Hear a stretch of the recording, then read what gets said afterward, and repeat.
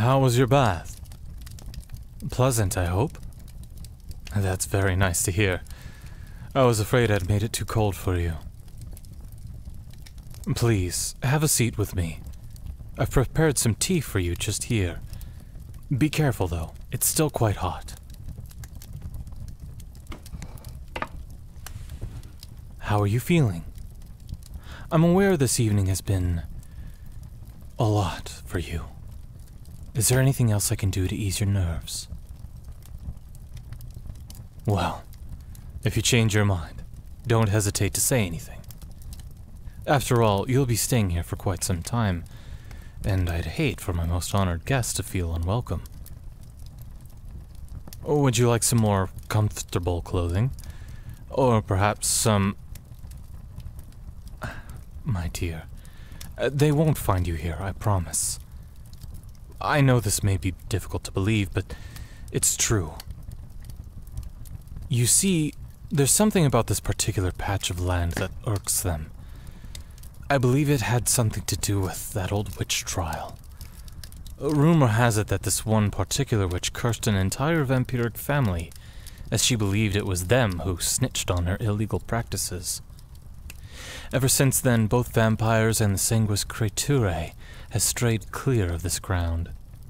Well, except for me, of course. Apparently, any vampiric creature who wanders onto these grounds will be engulfed by flames and burnt into nothing but a pile of ashes. But, well, I suppose it can't be all that true.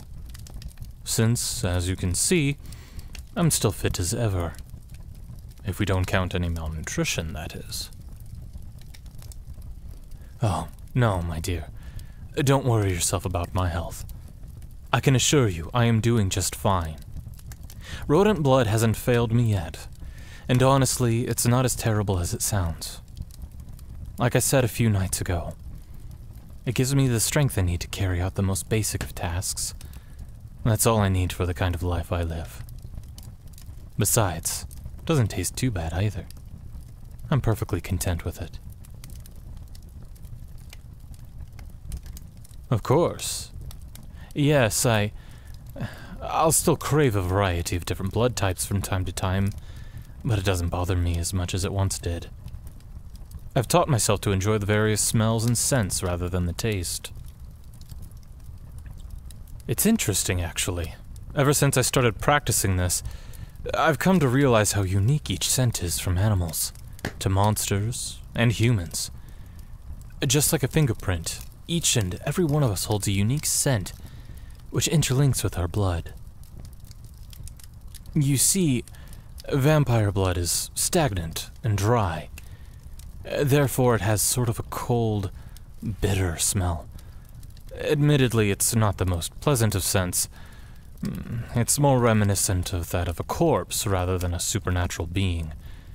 Werewolf blood, on the other hand, is quite energizing, like a summer morning.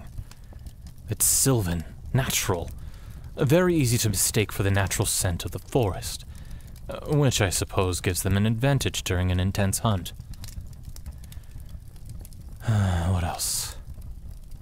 Ghost blood is very similar to that of a vampire, cold and bitter, although there's a hint of nostalgia which seems to tie the smell together, like an old book or library.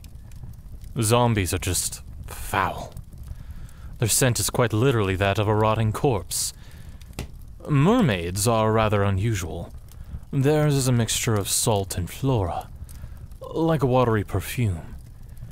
Sirens aren't all that different either. Though, overall, I have to say that human blood is the most interesting. Your scent mirrors your emotions, similar to that of an aura. When you're angry, it's bitter and dry. When you're upset, it's salty and cold. When you're shy or flustered, it's sweet.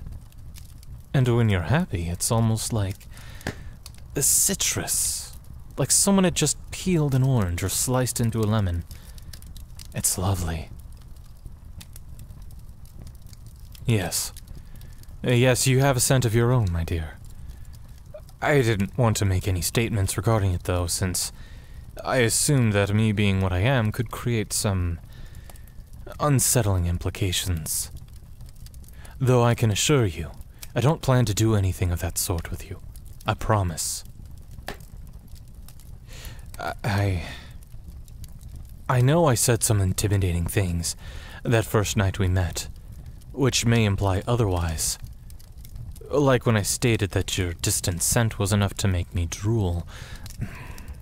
But you must understand that I was rather guarded. I only stated that to make myself appear intimidating. After all, we were strangers. How would I have known if you were a hunter or some rampant murderer? It was merely a statement of protection. Although, I'm still deeply sorry for alarming you.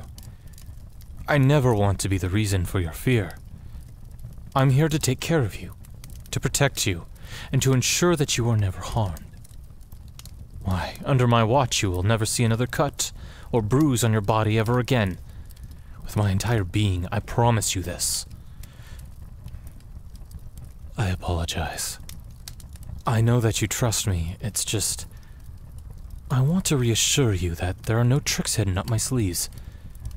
This, and that there are no ill motives or plots brewing in my mind.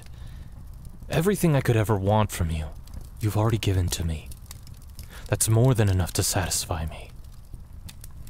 I don't want your blood, or anything of that nature, even if, admittedly, your scent is quite enchanting, like a well-loved home or a warm embrace on a cold winter's day.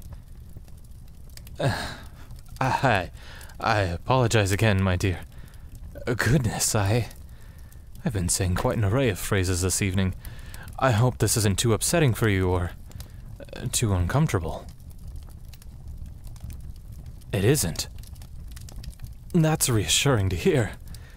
Please don't think that I'm attempting to sweeten you up either. After all, I'm your knight, Yes, your protector. I'm glad you understand. How's your tea? Still nice and warm, I hope. Excellent. Also, may I ask you a question? Do you... or well, did you live alone? Or was there a partner or a friend who lived with you? A family member, perhaps? Ah, I see. It must have been lonely, living in your home all alone. Although, I suppose it can't have been too isolating. You seemed very happy with your solitude. Now that I think about it, though, living alone like that probably made you feel all the more anxious about the others, didn't it? You're frowning. It's okay. You had every right to feel that way. To be afraid of what could happen if you weren't too careful. If I had known about your paranoia before knocking on your door that evening, I would have approached you during the day instead. I must say, though, you were very brave for opening the door for me, even if you didn't know who was knocking. You invited me inside as well, which was surprising to say the least. You invited a blood-sucking creature into your house without hesitation. I'll always remember that moment. That moment was pivotal in our journey of trust. Our journey from strangers to friends. It was special to me. I'm aware you were just being nice and trying to return the favor for your handkerchief, but still, I can't remember the last time I was invited into someone else's home. It was nice. Your scent just shifted. It smells like oranges, citrus. Was that a special moment for you as well? Ah, well, I suppose it was nice for both of us to break out of our solitude. You know, a person once said to me that one may grow too comfortable in their own loneliness to ever experience the comfort in another's company. And I feel there is no better pair to apply this than to us. two individuals who had grown comfortable in their drastically different worlds are suddenly brought together through a simple greeting by this harbor. It is, in a word, extraordinary. The way we found each other, despite our differences. The way fate dangles the two of us around like puppets in a show. Of course, the stage and supporting cast may be a tad inconvenient, but fate shall continue to bring us together nonetheless. You're right. That example may have been slightly silly, I admit. But I assume you understand the point I was attempting to put across. I'm glad. Are you okay, my dear? You're coughing up a storm. You're shivering slightly as well. Wait a moment, I'll be right back.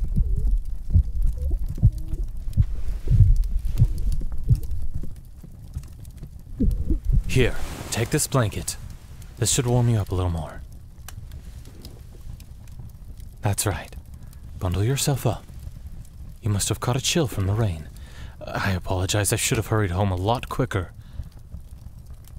Huh? My books?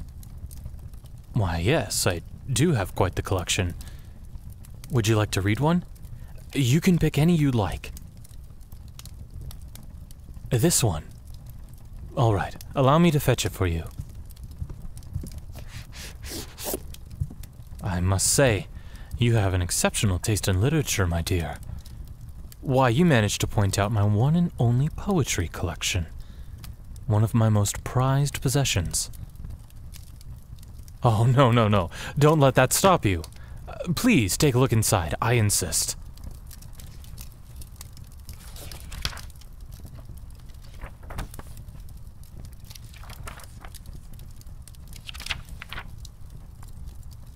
Ah, now this is one of Shelley's best works.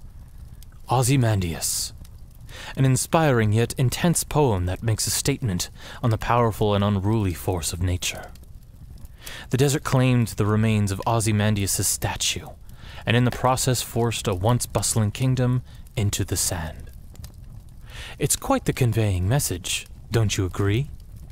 That time will stand still for no man, no matter his achievements or declarations of existence. Why, if an entire statue can succumb to nature, then who are we to believe that we're exempt? That we are higher than its power? We never stood a chance. Yes, it is interesting, isn't it? But let's not dwell on it too much. I'd hate for you to fall ill to existentialism. Trust me, its effects are far worse than that of a common cold. It'll leave you bedridden without sickness. It is certainly possible, yes. Think of it as more an attack on the mind, a bombardment on the spirit. Goodness knows I've had my fair share.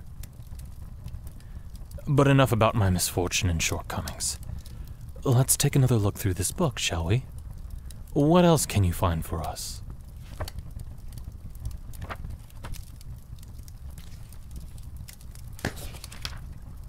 Shakespeare's Sonnet 18. Truly a classic. Praising the beauty of the speaker's beloved and stating each way in which their beauty is preferable to a summer's day. It's beautiful. The way an individual can embody an entire season to the extent of replacing it with their presence for another. Yes. Again, it's just beautiful, really.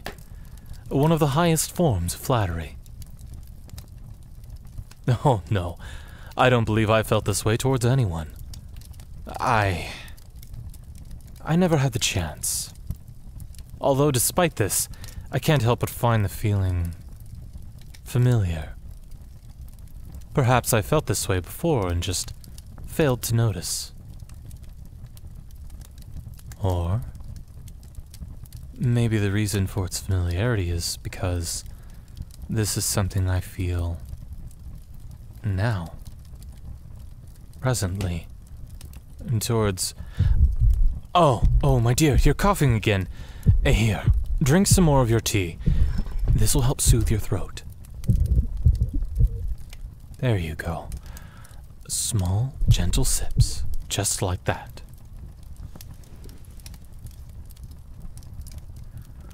I've been thinking, would you like to explore the town market with me in the coming days? You see, a small festival is supposed to be taking place here throughout the week, and I figured it would do you well to step away from everything that's happened this evening and breathe easy. Amend your spirits, so to say. Lovely. Then how about we attend tomorrow evening? That way we can get a head start on the festivities. What do you say, my dear? You look timid. It's okay. I'll be there right beside you if anything happens. If they happen to invade the festival, I promise that I'll do everything in my power to keep you safe. I swear upon the moon herself. We shouldn't worry too much, though, since they tend to avoid crowded spaces as it makes hunting increasingly difficult. That's wonderful to hear. An evening of music, food, and drink may be exactly what you need to lift yourself out of your sorrows. Although we should remain cautious, considering the threats compiled in that disgusting letter. Though, like I said previously, I will not let anything happen to you. I'll continue to protect you no matter what. There's that happy face I'm fond of. You'll have such a lovely time, trust me. I'll make sure of it.